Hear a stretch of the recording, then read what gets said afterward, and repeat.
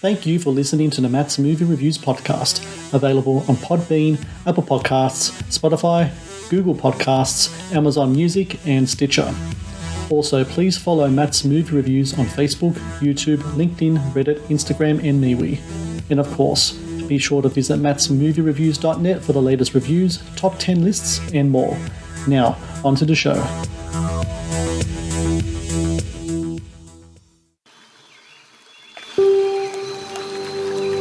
Traveling is all about experiencing new things. You're in one of the most beautiful places in the world. What could possibly be wrong with that? My boyfriend and I planned this trip together, and at the last minute, he bailed. You can come crash with me. I'll show you. I couldn't put you out. Hey, it's gonna be fine.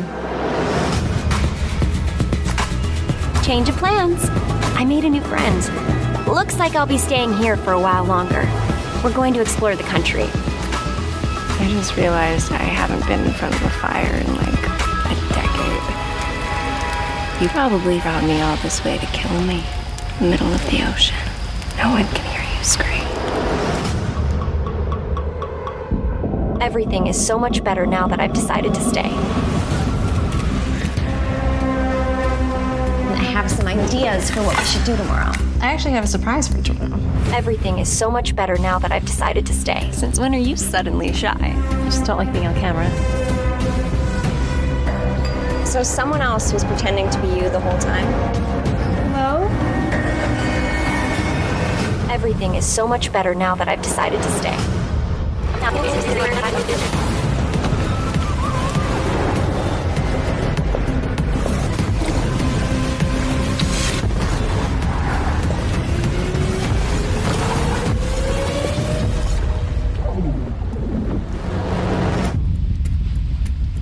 No, I'm not gonna kill you. Well, that is disappointing.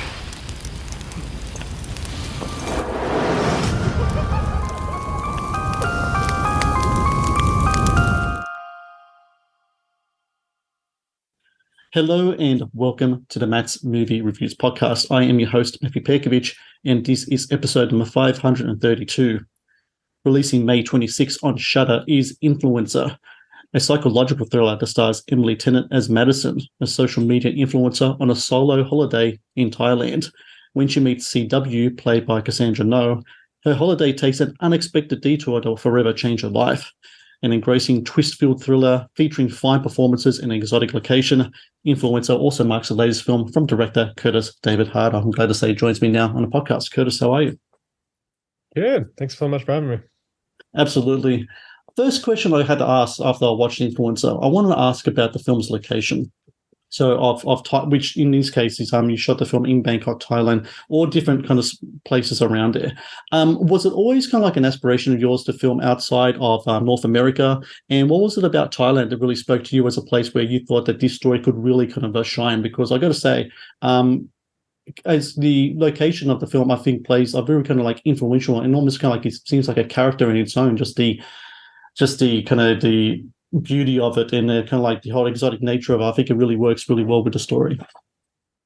Yeah, I think there's something really mystical about Southeast Asia that's really really cool, and I think for this story, especially, kind of adds to the nature of like kind of the mystery and the aspect of kind of getting lost in these crazy locations.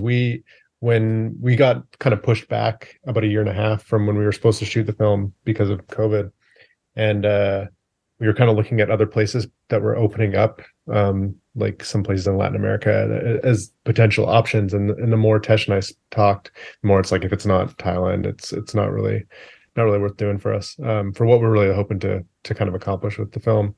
So yeah, there's something that kind of drew me there, seeing Thailand in movies when I was growing up, and kind of something about Southeast Asia. The first time I went was in 2019 when we were already kind of starting to write the script. So yeah, it kind of goes back to when I was younger. Always wanted to make a movie over there. When you have a change of location like that due to the circumstances that you're talking about, what does that do to your screenplay? Do you have to tweak things around a bit? Does it change your locations? Does new shooting locations, etc.? Does that change kind of the way that you have to approach character and story, or is it just pretty much the same as it was beforehand?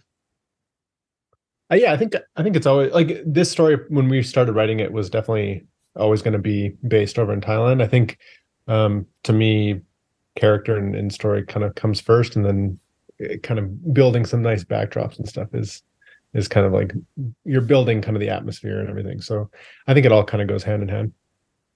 When it comes to the character of Madison, which is really interesting in that she has this online persona, or I guess you could say kind of like an online facade, where she's showing like she's having the time of her life, but she's actually the loneliest person in the world. And there's some really great shots in the movie where she's at this resort and there's no one else around. She's on the beach, she's on her own. And it's really kind of interesting. When it came to that whole kind of element of that kind of like delving into the persona that we put online as opposed to real life, what was it about that as a theme that really kind of spoke to you that you really wanted to dive into with this movie? Yeah, I mean, I think that kind of transcends just influencers in terms of just we've kind of built up these kind of dual sides of ourselves where the person we kind of put online is it's part of us, but I think we tend to kind of exaggerate the goodness and when we're kind of posting stuff online, we don't typically post traumatic or terrible things happening to us. So it kind of becomes a bit skewed in how we view other people. And so that was a big thing that Tesh and I kind of wanted to discuss in terms of like, what is the stuff that we're posting online really us, or is it kind of just a manufactured version that is just showing a highlight reel, so to speak? Speaking of highlight reel, something close to it, it's really interesting how when the trailer for this film came out, some people were critical of the trailer. And they were like, "Oh, you showed us everything, etc., etc." I can reveal to people right now that that trailer didn't show everything, but it's really interesting how people took the trailer on face value as the quality of the whole movie, as of what the whole movie is, without actually watching the movie itself. And it kind of like in a very kind of way, I don't know if it was kind of like an experimental kind of part of you guys of your guys in the marketing team to do that, but it kind of exposed what you guys are even talking about in the movies. Like not everything you see online is like actually what is what is so actually true. Real. So when you look back on and when you read the comments and all of that, you had to, of course, have a bit of a laugh at what is going on, because it's just you're just coming right into your grip, man. I mean, it worked really beautifully, because I remember I saw the trailer as well, and I knew, having like been in the game for a while, so I know there's more than this, and I've seen Spiral, and I know some of your work beforehand, but it's really interesting just seeing that kind of play out. Yeah, no, 100% you nailed it on the head, because it was such an interesting. I mean, without spoiling anything, it's a bit of a challenging movie to market, and how much you can kind of show versus how much you hide, and because you need to sell what the movie is, but of course you don't want to give away everything. And I think like I'm really excited that people think it spoils everything, because I just hope that they go watch it, because I think they're in for some fun surprises that we did withhold a lot of the film. But I think yeah, I mean, modern audiences are really smart. They're always quick to know what's kind of coming in movies. They know the tropes. They know film structure. So a big thing for Tesh and I was just how can we kind of try to subvert that. And growing up, I was always trying to guess the twists of films. And so, what kind of movie could we kind of craft that is going to surprise the younger or the current me? Like I think that we're just trying to make movies that would kind of be fun for us to watch. The Matt's Movie Reviews podcast is brought to you by TeePublic. TeePublic is the world's largest marketplace for independent creators to sell their work on the highest quality merchandise. With over 1.2 million designs, TeePublic is sure to have something you will love. The Matt's Movie Reviews podcast is brought to you by Amazon. The world's leading online store, Amazon is your first stop to buy a wide range of products at competitive prices with fast delivery times. Amazon is also a world-class entertainment hub that includes Prime Video, Audible, Twitch, Amazon Music, and more. Sign up with Amazon today and experience the best in online shopping and entertainment. Please support Matt's Movie Reviews on Patreon. Get access to exclusive content, request movie reviews and top 10 lists, and help support my work. Please click on the Patreon link in the description below. I want to talk about Emily Tennant's performance as Madison in the film. It's interesting in that she plays the role of the influencer so well, but she does it without reverting to stereotype. And I think it can be really easy to kind of go into a more kind of comical or farcical kind of element of that. But you guys don't do that. But at the same time, there are those little things that she does. The classic selfie pose with the tilt of the head, etc., all that kind of stuff. When you talk to Emily about the performance of how you wanted her to portray the influencer, or even going back, how you and Tesh wanted to write that character, was there ever a time when you guys had to kind of draw back to make sure that you don't delve into stereotype, that you don't delve into caricature? Because usually, like, when people want to, I guess in a way you could call influencer satire in certain aspects of it, but you didn't want to go too far into that realm, did you? No, I think a big thing for Tesh and I, and especially talking to Emily, is that I think it's a really easy out to just, when you hear a movie about an influencer, it's easy to just kind of demonize them and mock them and kind of throw them under the bus. And a big thing for us was kind of exploring the medium of it as opposed to just judging individuals. So the character of Madison, we hope that you judge her off the top, and I think that it is kind of a movie about a bunch of different characters that first impressions kind of can be deceiving. And so the idea of Madison being kind of this character, we don't know exactly why she became an influencer, and throughout the film we start to kind of slowly uncover who this girl was and who she's become now, and kind of the trappings of kind of that modern influencing career, so to speak, whatever that means. I want to talk about Cassandra No in the film. She's from Canada, where you're from as well. She's primarily known more as a dancer, right? She's like, that's like her background. I know she's done a bunch of shorts. She's done some TV as well. From what I know of her career, this is like her biggest kind of, like, her first kind of lead, her biggest kind of performance. What was it in casting Cassandra as CW that really kind of spoke to you in regards to her as an actor, and also just as a personality as well, that really fits the character of CW so well? Mm-hmm. Yeah, we met through an actor friend, in kind of an extensive casting process. We were trying to figure out who CW was going to be, because it's obviously the movie hinges on her performance. We just had coffee, and then we ended up doing like kind of a full table read of the script, and that was kind of how we were auditioning different people. And she just brought such an interesting kind of the chameleon aspect of it that we were hoping for, and kind of talking to her about what she saw in the character, it kind of immediately just snapped into place. But yeah, it was her first feature as a lead. She'd never driven a motorcycle. She'd never driven a boat. She'd never really internationally traveled that much.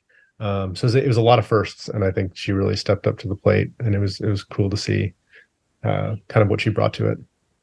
Well, it's really interesting to me, just reading up about her and her background as a dancer, is that dancing, of course, is so much about movement. It's like that's their physical language, it's how they express themselves. But the character of CW, the thing about her is her stillness, the stare, the way that she can kind of seamlessly kind of like be in the background without people noticing that, and then only when she wants to, she can make her presence known. I think that's a very kind of unique thing from Cassandra's part to be able to pull off here. Yeah, no, I think well, dancers are just so in control of their body, and so it was kind of cool to talk about the physical aspect of it, which obviously translated to a lot of the physical parts of the performance that she had to go through. But yeah, she brought kind of an interesting thing with dancing as a background. It was cool to kind of translate that into some performance stuff. So next question I'm going to ask, I hope I'm not going to go into spoiler territory here, because it is an interesting thing to talk about. So if I go too far in, you let me know, okay? Right now, we're pretty much almost in, or we're entering into this brave new world of artificial intelligence in the world, right? To the point where, I heard on the radio this morning that here in Australia, in my state of New South Wales, that they're actually going to have artificial intelligence play a big part in the education system going forward, as like for tutoring and stuff like that. Which, as a parent of two boys, I don't know what I think of that, because I'm trying to get them away from screens. I'm trying to get them away from screens, and now they're really kind of pushing it more forward. When it comes to that kind of aspect of stuff, and let's just not talk about it so much in regards to the film, but how about in regards to filmmaking? What is your feel of what artificial intelligence might do, be a positive or negative for filmmaking going forward? Because, there's that writer strike going on right now, and a lot of writers are very kind of, and I think justifiably so, concerned about where artificial intelligence might be able to, automate a whole industry of writing. That could be a possibility, who knows? But what's your kind of take on artificial intelligence in regards to filmmaking in the future of filmmaking? You view yourself being a writer and filmmaker. Yeah, I mean, yeah, again, without getting too much into the film, I think it's scary how much has changed even since we made the film. Um, and just the integration of kind of the technology. Like when we were making the movie, a lot of this stuff was pretty primitive. And so I think in regards to the future, I hope it becomes a really useful tool that we can utilize to just make better films. But obviously there is the scary notion of the idea of just fully automated creative endeavors of scripts and stuff, where you kind of lose the authenticity, which is a big thing that we kind of explore in the film.